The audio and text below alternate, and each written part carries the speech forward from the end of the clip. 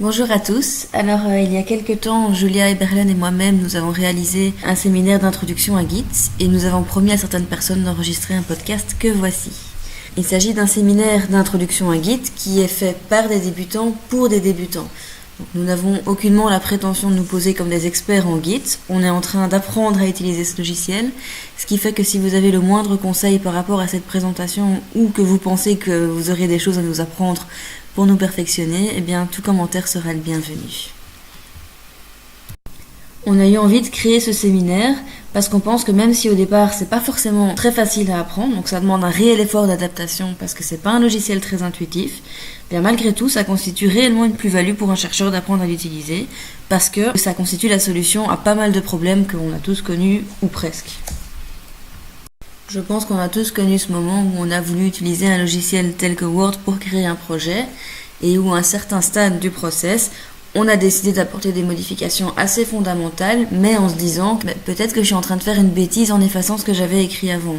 Donc à ce moment-là, qu'est-ce qu'on fait généralement ? On décide d'enregistrer un premier jet du projet sous un certain nom pour avoir un backup. Comme ça, si plus tard on se rend compte que finalement ce qu'on avait écrit avant était mieux que ce qu'on est en train de faire maintenant, on a toujours la possibilité de retrouver ce qu'on avait fait précédemment. Le problème, c'est qu'on se retrouve assez vite avec plein de versions du même projet et au final, ça devient assez compliqué de s'y retrouver. Il existe des logiciels bien connus comme Dropbox qui permettent d'éviter de devoir enregistrer plein de versions, puisqu'à partir du moment où un fichier est enregistré dans Dropbox, eh bien chaque enregistrement constitue une espèce de point d'ancrage qui s'enregistre dans un historique et donc il est possible à tout moment de revenir à une version antérieure du projet. Il y a quand même quelques problèmes avec Dropbox, même si c'est déjà mieux que d'utiliser des Word sous des noms différents. C'est que d'une part, pour consulter une version antérieure du projet, on est obligé de la restaurer. Ce qui veut dire écraser la dernière version du projet et de la remplacer par cette version qu'on a décidé de restaurer. Et d'autre part, les seules informations qui sont fournies dans l'historique de Dropbox, c'est le nom de la personne qui a apporté des modifications et la date à laquelle la modification a été apportée. Donc, rien ne nous permet de savoir à quel moment on a apporté un changement en particulier. C'est-à-dire que si je me souviens qu'il y a quelque temps, j'avais écrit un truc qui était vraiment bien et que j'ai supprimé entre-temps, à moins de me souvenir exactement quel jour et à quelle heure j'ai apporté ce changement, je vais devoir restaurer toutes les versions pour essayer de les retrouver et ça peut prendre énormément de temps. Donc c'est évidemment pas pratique du tout. Ce serait bien d'avoir un historique qui contient un peu plus d'informations pour pouvoir s'y retrouver. Ça c'est typiquement un des avantages du logiciel Git. Alors on verra dans quelques instants que c'est pas le seul avantage, mais avant d'y arriver, je voudrais brièvement expliquer ce en quoi consiste exactement Git. Alors on le définit comme un logiciel de contrôle de version décentralisé. Logiciel de contrôle de version, ça veut dire que, comme Dropbox, on a la possibilité d'enregistrer plusieurs versions du projet. Donc lorsqu'on édite un document, on peut via Git créer un historique des modifications apportées. Mais la différence par rapport à Dropbox, c'est que cet historique, on va le créer manuellement. C'est-à-dire que c'est pas à chaque fois qu'on enregistre le document qu'il y a une nouvelle version qui se crée. C'est nous qui décidons à un moment précis que le projet a évolué de manière suffisamment conséquente pour que ça vaille la peine de créer ce qu'on appelle en fait un commit. Donc un commit, c'est un changement majeur apporté. Pour se dire que ça vaut la peine de créer un commit, il faut qu'on se dise peut-être que plus tard, j'aurai envie de pouvoir revenir à cette version précise du projet. Et donc grâce à chaque commit enregistré, on se retrouve avec un historique, et un historique qui est assez performant, puisque comme il y a des mots-clés qui sont associés à chaque version, si à un moment donné je décide de vouloir revenir à une version antérieure du projet, je vais pouvoir savoir exactement à quel moment j'ai réalisé cette version qui m'intéresse et que j'ai envie de retrouver.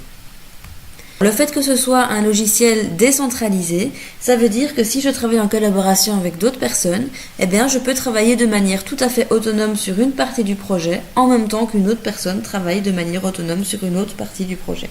Si moi j'enregistre à un moment donné et que mon collaborateur enregistre aussi à un moment donné sur son ordinateur, on va se retrouver avec deux versions parallèles du projet, mais on a la possibilité via Git de comparer ces deux versions pour savoir quelles sont les différences entre les deux, et surtout on a la possibilité de merger les deux versions pour pas devoir manuellement retravailler tous les changements qui ont été apportés par l'un ou par l'autre. Parmi vous, peut-être que certains ont déjà entendu parler de GitHub. Ce n'est jamais qu'un hébergeur online de Git, lui-même étant un mini-langage de programmation.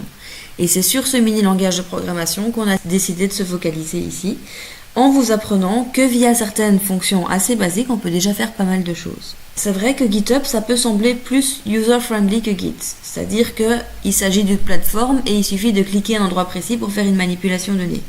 Cependant, de notre point de vue, c'est beaucoup mieux d'apprendre à faire les choses manuellement parce que ça permet de mieux s'approprier le sens de ce qu'on fait, d'avoir un meilleur contrôle sur nos actions. Il faut savoir que GitHub, même si ça a l'air plus facile, puisqu'il suffit de cliquer à un endroit précis pour faire une manipulation, eh bien, c'est pas forcément intuitif, ce qui fait qu'on peut facilement se retrouver à faire des bêtises si on comprend pas réellement bien ce qu'on est en train de faire. Alors, juste pour vous donner un petit exemple de fait réel, il y a quelques temps, j'ai associé ma Dropbox à GitHub et j'ai décidé de la réorganiser. Ça m'a pris 3 ou 4 heures, je pense, pour le faire. Et je me suis retrouvée dans Git et absolument sans le faire exprès, j'ai effacé l'historique, ça s'est fait en 2 manipulations. Et donc tous les changements que j'ai passé 4 heures à apporter dans ma Dropbox, ils ont tous disparu d'un coup et j'ai dû tout recommencer à zéro. Tout ça parce que j'ai cliqué n'importe où sans réellement comprendre ce que je faisais. Une fois qu'on a bien compris les fonctions de base dans Git, le passage à GitHub est plus accessible et ça devient assez facile par soi-même de franchir le pas. Comme je l'ai déjà introduit tout à l'heure, au niveau des avantages de Git, eh bien, le principal pour nous, c'est l'historique des changements. C'est-à-dire qu'on a une trace de tous les changements majeurs qui ont été effectués, ainsi que du moment auquel ils ont été opérés, avec des mots-clés qui sont associés à chaque changement et qui nous permettent de savoir exactement qu'est-ce qui a été fait à quel moment.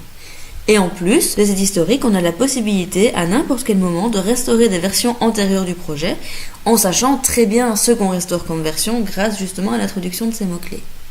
Attention malgré tout, il faut bien comprendre que Git, ce n'est pas une copie de sécurité, ce n'est pas un backup. Tout ce qui se passe sur votre ordinateur reste sur votre ordinateur. C'est-à-dire que si vous utilisez Git, que vous avez fait des commits et que votre PC crache et que tout disparaît sur votre ordinateur, vous ne retrouverez pas de traces du projet, sauf si vous avez fait une copie ailleurs ou si vous avez hébergé vos changements sur GitHub.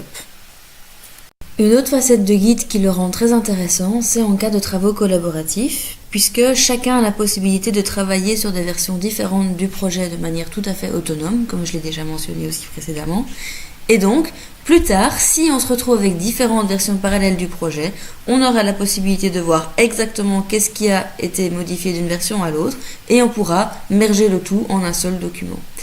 La résolution des conflits devient dès lors très facile grâce à cette comparaison changement par changement. Voici un aperçu des différentes commandes qui seront couvertes par ce podcast. Vous voyez qu'il s'agit de commandes de type local, c'est-à-dire des commandes qu'on utilise à usage purement personnel, donc pas dans une optique de collaboration. Vous voyez qu'avec un nombre assez restreint de commandes, on peut déjà faire pas mal de choses, d'autant plus que la première commande citée, git config, est une commande que vous ne devrez utiliser que la toute première fois que vous serez confronté à Git, au moment où vous allez configurer votre interface. On va aussi voir 3 petites commandes qui vont vous permettre d'appliquer les commandes de Git directement depuis votre terminal si vous êtes sur un Mac ou depuis la commande de votre ordinateur si vous êtes sur un PC. On ne verra pas aujourd'hui les fonctions qui permettent de passer de Git à GitHub, mais ce passage est assez simple. Vous voyez, comme mentionné dans ce slide, qu'il n'y a que 4 fonctions qui permettent de faire déjà beaucoup de choses. Et une fois qu'on a bien intégré tout ce qui est commande locale, bien, il devient assez simple par soi-même de franchir le pas pour apprendre à transférer tout ce qu'on a fait sur son environnement local vers GitHub. Ce qui peut être très utile si, d'un point de vue personnel, vous avez envie de pouvoir utiliser vos projets Git sur plusieurs PC en même temps, ou même encore mieux, dans une visée collaborative, si vous voulez pouvoir partager avec d'autres collaborateurs ce que vous avez fait sur votre ordinateur. En tant qu'utilisatrice d'un PC, je vais vous montrer toutes les manipulations via Windows. Si maintenant vous êtes un utilisateur de Mac, vous verrez que c'est très similaire. Tout ce qui est commande de Git, à proprement parler, c'est exactement la même chose. La seule différence, c'est qu'au départ, pour configurer votre espace Git et pour créer vos différents dossiers, eh bien, vous allez devoir passer via le terminal. Donc, vous recherchez la petite loupe, vous tapez terminal, et là, vous allez avoir votre terminal qui va s'ouvrir. Personnellement, donc, comme je viens de le dire, je suis sur un PC. Pareil, sauf que plutôt que de taper terminal, je tape cmd pour commande. Alors, la toute première chose, c'est de voir si sur votre ordinateur, vous avez déjà Git qui est installé. Et pour ce faire, vous allez devoir taper git espace --version. Et si vous avez comme moi un petit message qui apparaît, c'est que vous avez déjà Git qui est installé sur votre ordinateur. Si pas, Eh bien, vous pouvez aller le télécharger via le lien que je mentionne ici. Là, vous suivez les instructions, vous installez tout et une fois que c'est fait, vous retapez à nouveau git espace -- version dans votre terminal pour vous assurer que tout s'est passé tout à fait correctement. Si c'est votre première fois sur Git, vous n'avez pas encore configuré Git et c'est ce qu'on va faire tout de suite. Alors, les configurations, c'est des informations personnelles qu'on va fournir au programme et qui apparaîtront dans chaque point d'ancrage de l'historique Git.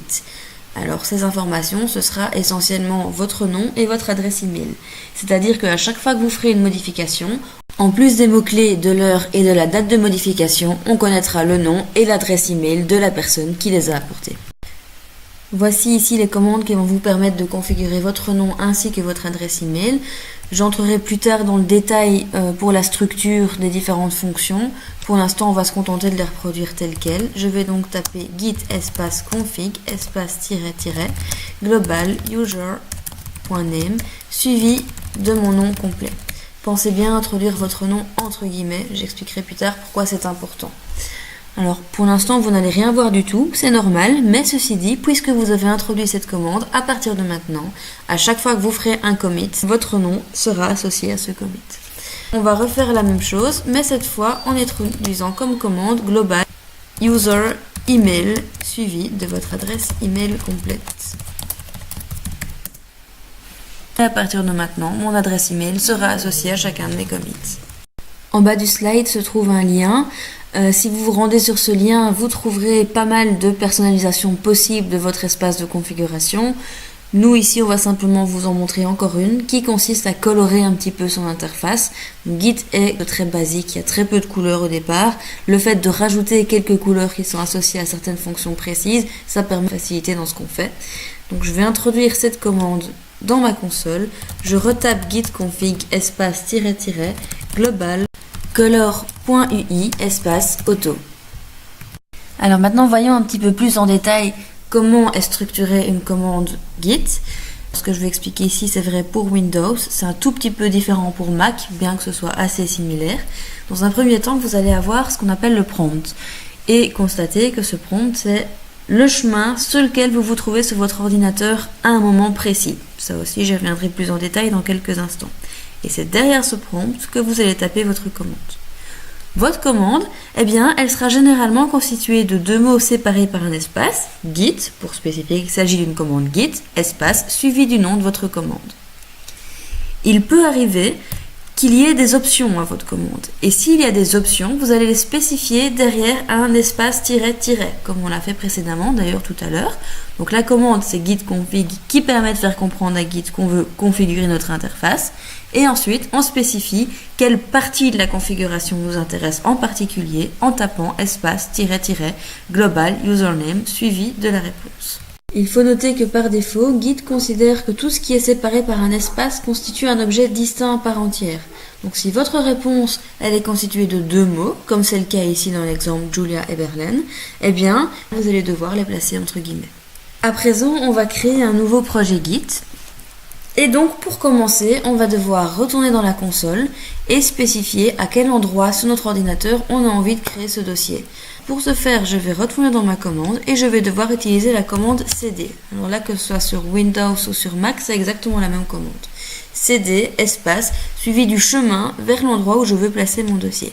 Alors, j'ai déjà créé personnellement sur mon ordinateur un sous-dossier et je vais aller dans sécurité récupérer le chemin. Voilà, je le copie-colle. Donc j'ai fait copier, je vais la coller ici en utilisant les commandes CTRL-V. Et voilà, vous voyez qu'à présent, le chemin du prompt a changé, puisque je me suis déplacée sur mon ordinateur, je me suis placée dans ce dossier séminaire Git que j'ai créé à l'intention de ce séminaire. Maintenant que je suis dans le bon dossier, je vais initier mon répertoire Git, ce que je vais faire en utilisant la commande git espace init, suivi du nom du projet. Alors je vais l'appeler séminaire, par exemple. Vous voyez qu'à présent, un répertoire Git a été introduit dans mon dossier. Alors, juste pour information, je vous rappelle que séminaire, je l'ai écrit entre guillemets ici. Ce n'est pas une obligation dans la mesure où le mot séminaire ne contient pas plusieurs mots séparés par un espace. si j'avais introduit un nom plus long contenant des espaces, pour bien faire comprendre au programme que tous ces mots constituent un seul et même objet, à savoir le nom de mon répertoire, les guillemets auraient été indispensables. On va à nouveau devoir se déplacer dans notre ordinateur via la commande cd, dans le but de se placer dans ce répertoire guide que l'on vient de créer. Pour ce faire, vous n'êtes pas obligé de reproduire entièrement cd suivi du nom du chemin complet, puisque en jouant avec les flèches et en cliquant sur la flèche vers le haut, vous pouvez remonter sur les commandes que vous avez introduites précédemment. Et il suffit à présent de rajouter derrière / séminaire. Et voilà, le prompt a évolué, vous êtes à présent situé dans votre répertoire Git. Maintenant qu'on a créé notre projet Git, on va dans quelques instants créer un fichier et on va voir comment on peut le modifier pour finalement créer des commits dont on parle depuis tout à l'heure. Vous allez voir qu'on va régulièrement se déplacer entre 3 zones qui sont le dossier, le staging area et le repository. Le dossier, eh bien, c'est un dossier sur votre ordinateur qui est tout à fait privé. Vous faites ce que vous voulez, vous créez des fichiers, vous les modifiez, vous les supprimez, vous les déplacez. Personne d'autre que vous ne saura jamais ce qui se passe. La deuxième étape, c'est le staging area. C'est le moment où vous décidez de traquer les changements que vous apportez. Par exemple, vous venez dans votre dossier, créer un nouveau fichier. Vous avez envie de garder une trace de ce nouveau fichier que vous venez de créer. Eh bien, vous allez introduire une commande dans Git qui va vous permettre de déplacer le fichier de votre dossier personnel vers ce staging area. La troisième étape, c'est le répertoire et c'est le fameux commit. C'est le moment où on est suffisamment satisfait des différentes modifications apportées et où on a envie que tous ces changements qui sont actuellement dans le staging area soient visibles de tout le monde et à ce moment-là, on crée un commit. Ce n'est pas nécessairement la version tout à fait définitive du projet, on va sans doute encore le modifier à plusieurs reprises, mais il s'agit d'une modification qui sera tout à fait visible, c'est-à-dire que si vous décidez de passer de ce commit réalisé actuellement à un autre commit, eh bien tout le monde pourra voir que vous êtes passé par cette étape avant d'en arriver à la version finale. Voyons à présent comment manipuler notre environnement Git et la première commande qu'on va voir à cette fin, c'est la commande git statut. C'est celle qui permet de voir ce qu'il y a actuellement dans votre staging area. Est-ce qu'il y a des choses qui ont été rajoutées, est-ce qu'il y a des fichiers qui ont été modifiés, etc. On va dans un premier temps commencer par taper git espace statut. Voilà, pour l'instant il n'y a rien dans le dossier puisqu'on vient de le créer, on n'a encore placé aucun fichier dedans. Et donc est indiqué no commit yet. On va modifier ça tout de suite, on va aller dans le répertoire et on va créer un fichier. Alors, je vais faire nouveau fichier texte et je vais retourner voir ce qui se passe en retournant dans la commande. Je vais retaper une fois git statut pour voir ce qu'il y a à présent dans mon staging area et je vais voir que voilà, il y a un fichier qui n'est pas encore traqué puisqu'effectivement, pour l'instant, il n'est visible que sur notre ordinateur. Il n'est pas encore suivi par Git. Si on a envie que ce document soit dans notre staging area, donc staging area c'est un peu l'environnement que je prépare en vue de créer un commit, comme je l'ai répété plusieurs fois, c'est l'étape intermédiaire, eh bien je peux utiliser la fonction git add suivi du nom du fichier que j'ai envie de rajouter. Vous voyez que je ne suis pas obligée de mettre des guillemets dans la mesure où il n'y a pas d'espace dans le nom du fichier et ce sera donc reconnu comme un seul objet. Je vais encore une fois utiliser git statut pour voir ce qui s'est passé. Et voilà, cette fois, le fichier est indiqué en vert. Vous voyez que cette fois, c'est un fichier qui est traqué et qui est donc prêt pour le prochain commit. Pour information, si vous avez envie de faire passer plusieurs documents en même temps dans le staging area, eh bien, il suffit de rajouter l'argument "-a" derrière votre fonction git add. À présent, on va modifier le document texte qu'on a édité tout à l'heure. Pour l'ouvrir depuis la console, il suffit de reproduire le nom et de cliquer sur Enter. Voilà, mon document est automatiquement ouvert. Pour l'instant, il est vide puisque je viens de le créer et je vais coller du texte dedans. Je vais enregistrer le fichier. Alors, il existe des commandes dans Git qui permettent de faire ce genre de choses, modifier un fichier et l'enregistrer directement depuis la console. Je ne vais pas les montrer aujourd'hui puisque l'objectif est ici réellement de montrer les manipulations de base. Donc voilà, j'ai enregistré mon fichier, je le ferme. Et si à présent je retape à nouveau git statut, je vais constater que le document test.txt qui était déjà présent a été édité. Il y a donc un décalage entre le fichier texte qui se trouve sur mon ordinateur et le fichier texte qui est traqué par Git. Pour mettre à jour la version du fichier traqué sur Git, je pourrais retaper la commande git add que nous avons déjà vue tout à l'heure, mais on ne va pas le faire tout de suite. On va d'abord voir comment, via la console, observer quelles sont les différences entre le fichier que j'ai sur mon ordinateur et le fichier traqué. Pour ce faire, la commande c'est git espace diff. Voilà, j'appuie sur Enter et voici tout un texte qui représente les modifications qui ont été apportées. La fonction gitdiff fait référence à deux versions différentes du fichier texte. Il y a la version A, qui est celle qui est traquée par Git, et la version B, qui est celle qui figure actuellement sur mon ordinateur et qui n'a pas encore été traquée. Tout le code qui vient en dessous fait référence aux modifications qui ont été apportées entre la version A et la version B. Remarquez qu'au début de la ligne A, donc de la version traquée, il y a des petits symboles moins qui apparaissent. Ces moins vont représenter cette version traquée. Devant la version B, au contraire, donc celle qui n'est pas encore traquée, on a des petits symboles plus. Ça veut dire que ce plus va représenter la version du fichier texte qui n'a pas encore été traquée. Vous voyez que dans le code qui représente l'édition du fichier, on a des petits moins et des petits plus qui apparaissent. Il y a deux informations pertinentes qui sont fournies par cette commande gitdiff. La première ligne ici en bleu représente l'endroit dans le fichier texte où du texte a été introduit. Je vais commencer par regarder les deux premiers chiffres ici. Puisqu'on voit qu'il y a le symbole moins, ça veut dire que ces deux chiffres font référence à la version traquée du fichier texte. Le premier chiffre m'indique généralement à quelle ligne commence le code qui a été édité dans cette version traquée du fichier. Ici on a un 0. Pourquoi est-ce qu'on a un 0 ? Parce que le fichier, dans la version traquée, était vide. On n'avait pas encore introduit de texte, on avait simplement créé un fichier et on l'avait enregistré vide. Donc nécessairement, le code ne commence pas à une ligne précise, d'où le chiffre 0. Le deuxième 0, quant à lui, il représente le nombre de lignes de texte qui ont été remplies dans le fichier. Comme je viens de le dire, le fichier était vide dans la version traquée, et donc nécessairement, il y a 0 lignes qui sont remplies, d'où ce deuxième 0. La deuxième partie, on voit qu'il y a un petit plus, donc on est en train de faire référence à la version qui n'a pas encore été traquée par Git. Le premier chiffre, comme je viens de le dire, représente où une information a été introduite dans le fichier.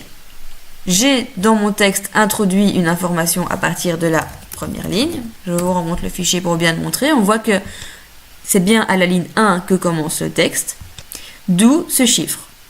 Le deuxième chiffre m'informe sur le nombre de lignes qui ont été remplies dans le fichier texte. Et si je le rouvre, je vois que j'ai bien 1, 2 et 3 lignes qui ont été remplies.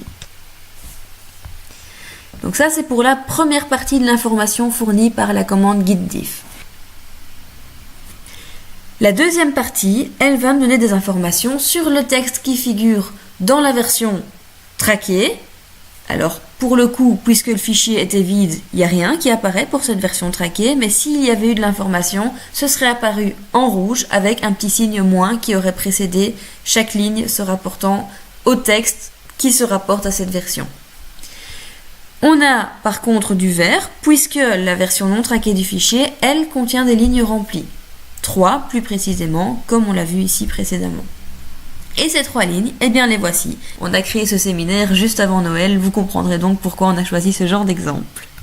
Après avoir bien analysé les modifications qui ont été apportées par rapport à la dernière version traquée du fichier, si on est satisfait et qu'on pense que ça constitue une amélioration du fichier, eh bien on retape la commande git add suivie du nom du fichier. À présent, si je tape git statut, je verrai que le fichier a été traqué, il n'y a plus de version modifiée non traquée, ce qui veut dire qu'il n'y a plus de différence entre ce qui se trouve sur votre ordinateur et ce qui est traqué par Git. On va une nouvelle fois ouvrir le fichier test.txt. Voilà, cette fois je vais l'éditer, je vais modifier la 3e ligne et je vais rajouter de l'information à la 5e ligne. Voilà, j'enregistre le tout, je ferme le fichier. Je vais retaper ma commande gitdiff et j'observe que comme tout à l'heure, j'ai deux versions qui sont comparées. La version A qui est la version traquée, celle qui contenait donc 3 lignes qu'on vient d'analyser précédemment, et la version non traquée qui est celle que j'ai actuellement sur mon ordinateur, soit la version qui contient 5 lignes. J'observe la première partie qui se rapporte au texte qui a été rempli dans le fichier texte. Le premier chiffre 1 m'informe sur la ligne à laquelle commence le texte. Eh bien, le texte commençait à la première ligne tout à l'heure et il y avait 3 lignes qui étaient remplies dans ce fichier texte, ce qui est ici mentionné par le chiffre 3. Attention, remarquez que comme je l'ai déjà dit, le petit moins qui apparaît ici au début des deux chiffres n'est pas une négation. Il ne faut pas lire -1, il faut lire 1 et comprendre que ce moins est là pour faire référence à la version A, soit la version traquée du fichier. Les deux chiffres suivants se rapportent à la version non traquée, et dans cette version non traquée, eh bien, le texte commence toujours à la ligne 1, mais cette fois, il y a 5 lignes qui sont remplies, d'où le chiffre 5. On va maintenant regarder ce qui se passe au niveau des changements dans le fichier.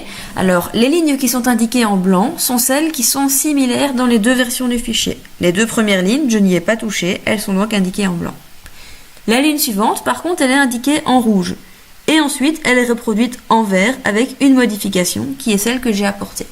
Eh bien, dans la mesure où il y a des modifications au niveau de cette troisième ligne entre les deux versions, le programme m'indique en rouge avec le petit symbole moins la ligne qui était introduite dans le fichier traqué et m'informe en vert avec le petit symbole plus de la ligne qui est introduite dans le fichier qui n'est pas encore traqué. Et on peut facilement observer que la seule différence entre ces deux lignes, c'est les 2 points d'exclamation que j'ai rajoutés dans la version non traquée. On a aussi un petit plus devant une ligne vide, mais il y a une ligne pour laquelle j'ai simplement cliqué sur Enter sans introduire du texte, mais n'empêche que ça constitue une nouvelle ligne dans ce fichier par rapport à la version non traquée. Et on a enfin cette troisième ligne, la, que je viens donc de rajouter.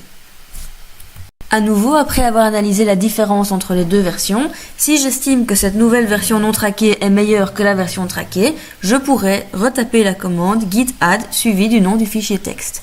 Personnellement, ici, j'estime que la version qui a été traquée est meilleure que celle qui est non traquée, et donc je n'ai pas envie de cliquer sur Git Add. Ce que je vais faire, c'est simplement rouvrir le fichier, je vais effacer les modifications, j'enregistre, et dans la mesure où ce changement n'a à aucun moment été traqué, si je retape ma commande git statut, je vais constater que le programme fait comme s'il n'y avait jamais eu de modification. Donc vous voyez bien qu'il n'y a aucune trace qui a été enregistrée du fait que le fichier a été modifié dans un sens pour revenir ensuite à la version originale. Attention qu'ici il a été possible de faire marche arrière justement parce que je n'avais pas encore traqué les modifications. Si j'avais par inadvertance indiqué git add text.txt, eh bien il n'aurait pas été possible de revenir au point antérieur du fichier pour la simple et bonne raison que tout ce qui se passe au niveau du staging area n'est pas encore visible dans la sphère publique. Si j'ai des raisons de penser que peut-être plus tard j'aurai envie de faire marche arrière, alors j'ai intérêt à faire tout de suite un commit de ma version avant de cliquer sur git add. Il n'est pas possible de retrouver la version qui était précédemment traquée du fichier dans la mesure où on vient de l'écraser par une nouvelle version qui est à présent traquée. Par contre, ce qui est tout à fait possible, c'est d'entièrement retirer le fichier test du staging area, si on se rend compte que c'était pas une bonne idée de l'y placer. Pour ce faire, il existe une commande qui s'appelle git reset, donc je la tape, je mets ensuite un espace suivi du nom du fichier, et si à présent je retape git statut, je constate que le fichier test n'est plus traqué, je l'ai bien retiré de mon staging area. Alors je vais le remettre parce que j'ai envie à présent de vous montrer comment faire un commit. Donc je vous rappelle que pour l'instant on est en train de placer, déplacer, modifier des fichiers au niveau du staging area. Rien n'est encore visible dans la sphère publique. Si j'ai envie que tout ça soit visible, eh bien je vais devoir faire passer mon fichier du staging area vers le commit. Alors pour ce faire, je vais introduire la commande git espace commit espace-m. Cet espace-m va servir à spécifier quelques mots-clés qui vont expliquer brièvement ce qui est fait dans ce commit. Je vais indiquer inclusion du fichier test.txt. Essayez d'être assez bref dans vos messages, ce sera beaucoup plus facile plus tard lorsque vous déciderez de consulter l'historique. Si pour une raison ou une autre vous avez oublié de mettre un message, que vous vous êtes contenté d'introduire git commit suivi du nom du fichier test, eh bien il y aura une fenêtre qui s'ouvrira parce que le programme vous obligera à associer quelques mots-clés au message. C'est indispensable pour plus tard pouvoir vous y retrouver. Alors si à présent je retape une nouvelle fois git statut, j'observerai qu'il n'y a plus rien dans mon staging area pour la simple et bonne raison que tous les fichiers, je viens de les faire passer du staging area vers le commit. En faisant ce commit, je viens de créer un premier élément dans mon historique. Cet historique, je peux le consulter en tapant git espace log. Et voilà qu'il apparaît. Vous voyez que le commit contient un nom qui est assez long et compliqué, mais on saura heureusement le copier-coller quand on voudra y faire référence. On retrouve l'information sur l'auteur, c'est-à-dire mon nom et mon adresse email, puisque j'ai configuré Git pour que ces deux informations apparaissent, la date à laquelle la modification a été apportée et le texte que j'avais décidé de taper et qui m'explique ce qui a été fait dans cette version particulière, dans ce commit. Je vais une nouvelle fois ouvrir mon fichier texte, je vais modifier le texte, et tout ceci dans le but d'à nouveau créer un nouveau commit. Donc je vais d'abord ajouter le fichier dans le staging area puisque c'est indispensable pour pouvoir le faire passer ensuite dans le commit. Je vais à nouveau taper git commit et rajouter un message qui va expliquer ce que je viens de faire. Voilà, ce message n'est pas très performant. Normalement, on est censé expliquer un peu mieux ce qui a été fait comme modification, mais c'est juste pour vous illustrer le principe. Et si je retape git log, je vais constater qu'il y a à présent deux versions du projet qui figurent dans mon historique. Comme tout à l'heure, je vais utiliser la fonction gitdiff pour comparer ces deux versions, sauf que ce que je vais comparer, ce n'est plus comme précédemment la version traquée dans mon staging area avec une version qui n'est pas encore traquée, mais bien deux versions qui ont fait l'objet d'un commit. Pour ce faire, je retape gitdiff et je vais introduire les noms des deux commits que j'ai envie de comparer. Le premier nom que j'introduirai sera le nom de la version A, puisque pour rappel, le principe du gitdiff, ce sera de comparer une version A avec une version B. Je vais en copier-coller le nom du commit qui a été enregistré en premier, suivi d'un espace, et je vais ensuite aller récupérer le nom du commit que je viens d'enregistrer il y a quelques instants et le copier-coller. Pour copier-coller les noms, vous pouvez utiliser CTRL-C, CTRL-V. Et voici ce qu'on observe. Comme tout à l'heure, j'ai bien une version A qui correspond donc au premier commit et une version B qui correspond au deuxième commit, le commit le plus récent. Et je peux, exactement comme tout à l'heure, comparer les deux versions. J'observe que dans les deux versions, il y a du ligne qui a été complétée à partir de la première ligne du fichier texte, ce que je vois apparaître au 2.1 ici. Que dans la première version, il n'y avait que 3 lignes qui avaient été complétées, et que dans la dernière version que je viens d'enregistrer il y a quelques instants, il y a cette fois 6 lignes. Je peux vous remontrer pour qu'on vérifie bien. 1, 2, 3, 4, 5, 6. Le compte est bon. Si je me rends compte que j'étais plus satisfaite de la première version que de la deuxième version du projet, eh bien il est possible de restaurer cette version. Pour ce faire, vous tapez git espace reset espace --hard suivi du nom du commit auquel vous voulez revenir. Donc je vais aller copier-coller le nom du premier commit, celui que j'ai envie de restaurer, je le copie avec CTRL-C et je le colle avec CTRL-V. Et si à présent je retourne voir mon historique, git log, je constate que cette fois, il n'y a plus qu'un seul commit qui y apparaît. Pourquoi ? Parce que en restaurant cette version, j'ai écrasé tout ce qui s'est passé dans mon historique après. Vous voyez qu'il faut être extrêmement prudent en utilisant cette fonction git reset, puisque si plus tard vous vous rendez compte que vous regrettez d'avoir écrasé toutes les versions ultérieures du projet, eh bien il ne sera pas possible de les restaurer puisque vous les avez complètement écrasées. Sauf bien sûr si vous avez pris la peine de faire un backup ailleurs sur votre ordinateur ou sur GitHub. Une dernière option très intéressante de Git, c'est la possibilité de créer des branches. Une branche, c'est une version parallèle du projet qui sera une image du projet tel qu'il est au moment où on crée la branche, qui nous permettra d'effectuer toutes les modifications qu'on veut sur le projet sans affecter la branche principale. Cette branche principale, elle s'appelle le master dans Git, pour information. Et si j'ai envie de faire une modification, mais sans pour autant affecter tout de suite le master, je peux très bien travailler sur cette version parallèle, faire toutes les modifications que je veux. Et une fois que je suis satisfaite, j'aurai la possibilité de fusionner les modifications qui ont été faites dans la branche avec le master. Voici la fonction qui permet de créer ces branches, git checkout-b suivi du nom de ma nouvelle branche. Alors je vais l'appliquer tout de suite. Je tape git checkout espace b suivi du nom de ma nouvelle branche. Je vais l'appeler new branch par exemple. Et le message ici me signale que je ne suis plus sur le master. Je viens de me déplacer sur la nouvelle branche que j'ai créée et qui s'appelle new branch. Attention que pour pouvoir se déplacer sur une nouvelle branche, il faut obligatoirement que le staging area sur lequel on se trouve soit clean. Donc si vous souhaitez passer du master vers la new branch, il faut nécessairement que vous ayez créé un commit et qu'il n'y ait plus rien du tout dans votre staging area. Je retape le nom du fichier texte pour vous montrer qu'il s'agit bien de la version qui ne contient que 3 lignes, soit exactement la même version que celle qui apparaît dans le master. Pour rappel, juste avant, on a utilisé la fonction git reset hard qui fait que j'ai écrasé le deuxième commit et je me suis assuré de restaurer la première version. C'est donc bien cette version qui apparaît dans le master. Je vais rajouter une nouvelle ligne, je ferme. Je vais ajouter ce fichier dans mon staging area. Ensuite, je vais en faire un commit. Nouvelle version. Voilà, on voit qu'au niveau de mon git log, j'ai bien version A, version B. Remarquez qu'à côté du deuxième commit, il est indiqué qu'on est passé du master à la branche new branch. Donc, dans l'historique, on voit une trace du fait que cette modification n'a pas été apportée dans le master, mais bien dans la nouvelle branche. Ça veut dire que la version du projet qui apparaît dans le master, elle, n'a pas été affectée par ce nouveau commit. Pour vous le montrer, je vais me replacer à nouveau sur la branche master, ce qui peut se faire en tapant git checkout suivi du nom de la branche master. Voilà, switch to branch master, on voit bien que je me suis à nouveau déplacée. Je retape le nom du fichier pour l'ouvrir et je constate que ce fichier n'est bien que celui qui contient les 3 lignes. Si je retente à nouveau de taper git checkout suivi du nom de la nouvelle branche et que je rouvre le fichier texte, je vois bien que ce n'est pas le même fichier, c'est le fichier qui contient cette fois 5 lignes. Donc à présent, la version qui apparaît dans la nouvelle branche n'est pas la même que la version qui apparaît dans le master. Et ça, c'est bien ce que je voulais.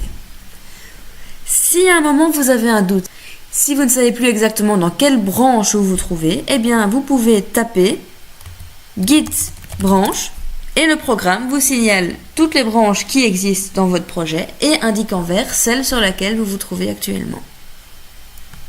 Une fois qu'on a entièrement terminé les modifications qu'on avait envie de faire sur notre new branch, par exemple parce qu'on s'est focalisé sur une section spécifique d'un article, par exemple, et qu'on est suffisamment satisfait avec les modifications, on va vouloir retourner sur notre master et implémenter les modifications qui avaient été apportées dans la new branch. Pour ce faire, je vais me replacer à nouveau sur la branche master, git checkout master. Pour rappel, ça ne fonctionnera que si votre branche est vide. Donc vous devez absolument avoir créé des commits pour nettoyer complètement le staging area de la nouvelle branche. Sinon, ça ne fonctionnera pas. Je suis à présent sur ma branche master et je vais utiliser la fonction git merge suivie du nom de la nouvelle branche. Et en faisant ça, je viens de fusionner la nouvelle branche avec le master. Pour vous le démontrer, je rouvre le fichier texte et je vois bien que je sois actuellement dans mon master, le fichier texte est bien celui qui se trouvait dans la branche New Branch.